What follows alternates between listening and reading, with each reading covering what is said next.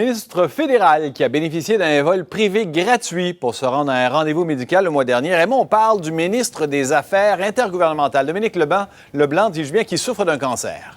Oui, et qui subit des traitements depuis un certain temps. M. Leblanc a mis une vidéo en ligne au cours des dernières semaines dans laquelle on a pu voir qu'il a perdu ses cheveux, malheureusement.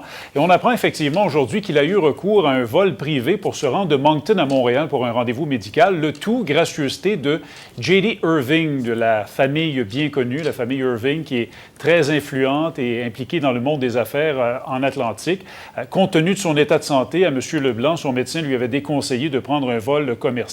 Et c'est important de mentionner aussi, Richard, que le commissaire à l'éthique ici à Ottawa avait au préalable donné son approbation à ce vol privé pour le ministre des Affaires intergouvernementales canadienne.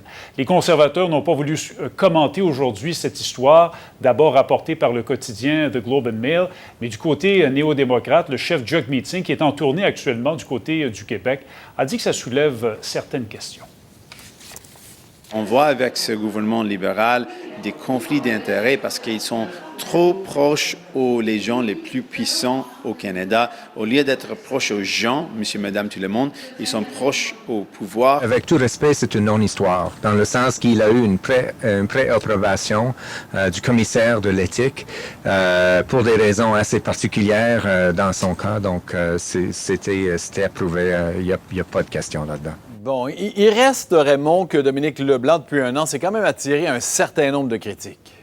Il y a 10 mois, par exemple, le commissaire à l'éthique avait statué qu'il avait enfreint, le ministre, le code d'éthique fédéral en accordant un lucratif contrat à un groupe dont le cousin de son épouse faisait partie. Puis dernièrement, certains médias ont rapporté que la plupart des gens nommés à la magistrature par le fédéral depuis un an sont des gens liés au ministre des Affaires intergouvernementales. Il y a d'ailleurs le groupe Democracy Watch qui a écrit aujourd'hui au commissaire à l'éthique et au conflit d'intérêts pour réclamer une enquête là-dessus.